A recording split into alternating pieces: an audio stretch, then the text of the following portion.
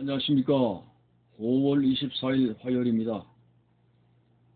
오늘 성경 본문 말씀은 마가복음 14장 22절에서 26절까지입니다. 그들이 먹을 때에 예수께서 떡을 가지사 축복하시고 떼어 제자들에게 주시며 이르시되 받으라, 이것은 내 몸이니라 하시고 또 잔을 가지사 감사하기도 하시고 그들에게 주시니 다 이를 마시매 이르시되 이것은 많은 사람들을 위하여 흘리는 나의 피 곧 언약의 피니라. 진실로 너희에게 이르노니 내가 포도나무에서 난 것을 하나님 나라에서 새 것으로 마시는 날까지 다시 마시지 아니하리라 하시니라. 이에 그들이 찬미하고 감람산으로 가니라. 아멘. 예수님께서 십자가에 못 박히실 날을 두고 제자들과 함께 최후의 만찬을 드시면서 중요한 의미를 시사해 주셨습니다. 오늘 본문에 보니까 떡을 가지사 축사하시고 제자들에게 주시면서 이것은 내 몸이라고 했습니다.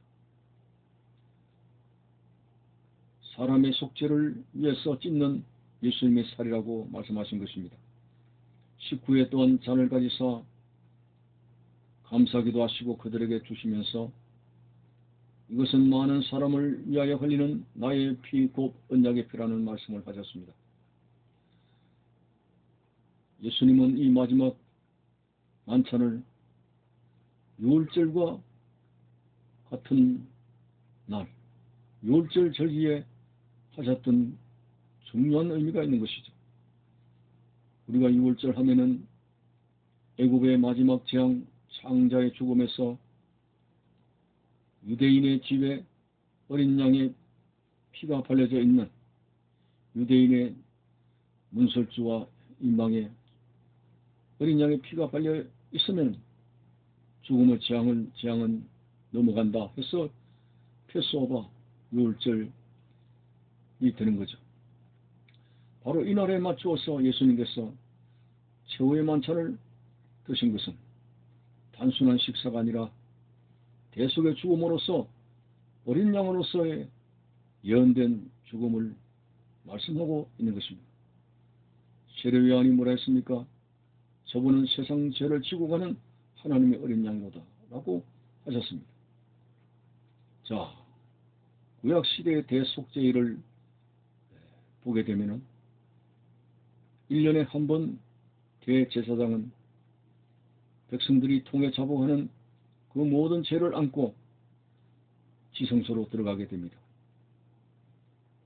두 염소를 선정해서 한 염소는 번제단에서 잡아서 그 피를 받아서 지성소의 덮개 위에 시언자에 그 피를 다 뿌립니다. 또 한 마리는 이제 광야로 내몰면서 저 버림받는 양으로서 선정되어지는 것입니다. 그래서 염소 한 마리는 그 피가 지성소 안에 덮개 위에 시언자에 뿌려져서 하나님 앞에 화목제물로 드려지고, 하나는 희생양으로서 버려진 양 스케이프고프라고 아세셀이라고 하는 그러한 광야의 마귀에게 그 양이, 그 염소가 버려지게 되는 것이죠. 자, 이 의미를 한번 자세히 살펴보게 되면은 두 염소가 한 마리는 화목제물, 예수 그리스도는 십자가에 죽으심으로 말미암아 살찌고 피 흘리심으로 말미암아 하나님과 원수가 된 인간을 화목케 하시는 죽음으로써 십자가의 죽음을 죽으셨습니다. 다시 말해서 화목제물로 예수님의 십자가 죽음 때문에 우리 인간은 하나님과 화목이 되어지게 되고 하나님과 교통할 수 있는 길이 열리게 되었습니다. 그 중요한 표적으로는 예수님께서 십자가 운명하실 때에 성소 휘장이 위에서 아래로 갈라진 것입니다. 두 번째 한 마리 염소는 버려진 양이라 해가지고 예루살렘 성 거리로 내몰게 됩니다. 그때 백성들은 길 양가에 서서 그 염소를 저주하며 자기의 죄를 다 염소에게 전가시키고 털을 뽑고 돌을 던지고 그렇게 되어집니다.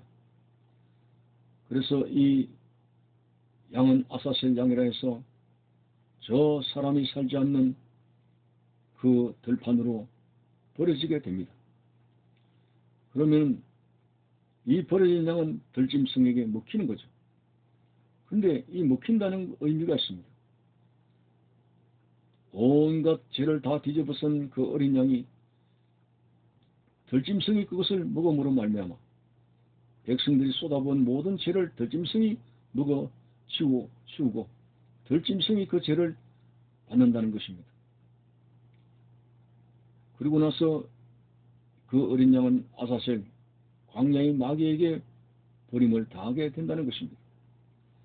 잘못 생각하면은 양을 사탄에게 제물로 바친다, 그런 쪽으로 해석을 할 수 있는 데 아닙니다.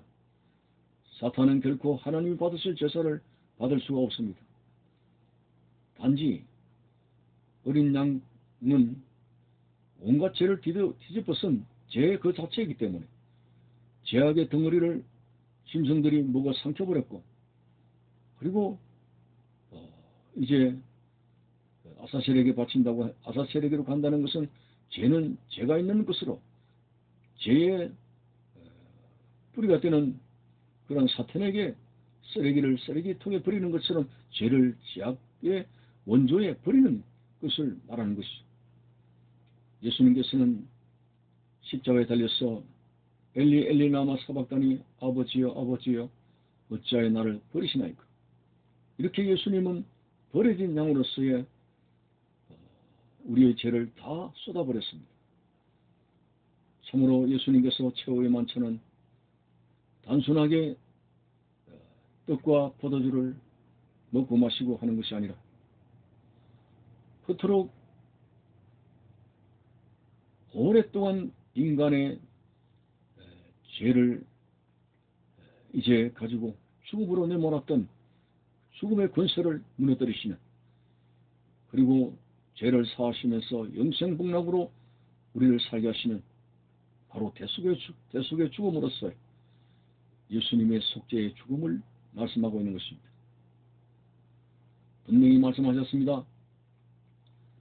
떡을 떼시면서 이것은 너희를 위하여 흘리는 나의 살이라, 찢는 나의 살이라고 했고, 피는 너희를 위하여 죄를 사하기 위하여 흘리는 나의 언약의 피라고 하셨습니다. 심지어는 예수님께서 내 살을 먹지 않고 내 피를 마시지 않고는 나와 아무런 상관이 없느니라 했습니다.